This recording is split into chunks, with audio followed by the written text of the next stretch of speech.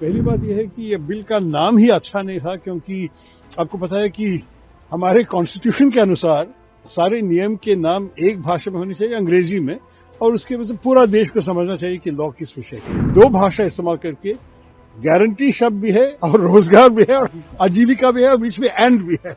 इसका मतलब क्या होता है कि वो लोग जी राम जी का शब्द निकालने के लिए ये सब किया है। मेरे ख्याल में ये सीरियस बात नहीं है। राम स्वराज और राम राज्य उनके मन में एक ही, मतलब राम राज्य जब तब आएगी जब हमारे देश में ग्राम स्वराज भी हो।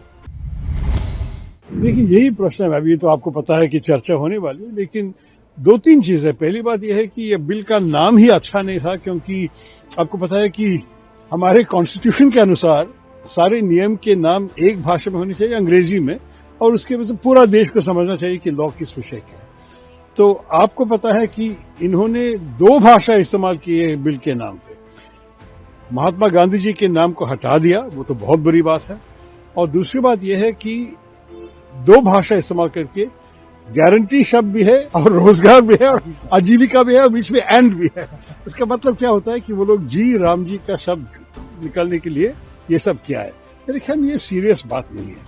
और आप भी सोचिए, महात्मा गांधी जी राम राज्य के बारे में बोलते थे और उनका जो संकल्प था ग्राम स्वराज का, ग्राम स्वराज और राम राज्य उनके मन में एक ही, मतलब राम राज्य जब तब आएगी जब हमारे देश में ग्राम स्वराज भी हो।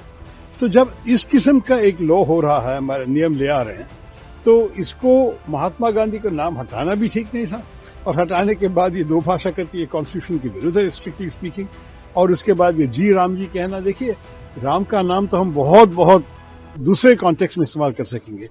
आप महात्मा गांधी का नाम हटाने के लिए, इसलिए मैंने कहा कि राम का नाम बदनाम मत करो, यही ये लोग कर दिया है। मेरे ख्याल में उसके दूसरी भी चीजें हैं, क्योंकि आपको पता है कि ये जो बेरोजगारी सेंट्रल गवर्नमेंट के तरफ से सारे पैसे जाते हैं, अब वो कहते हैं कि 40% प्रदेश को देना पड़ेगा, और बहुत प्रदेशों के पास इतना पैसे नहीं है। केरल में जितना खर्च हो रहा है 40% से 2500 करोड़। सरकार तो ब्रोक है, उनके पास है ही नहीं पैसे, तो उसका मतलब होगा कि बेरोजगारी बढ़ जाएगी। मेरे ख्याल में इस लॉ के बारे में ये लोग काफी सोचे नहीं है, और इसके बारे में अच्छी चर्चा होनी चाहिए पार्लियामेंट के।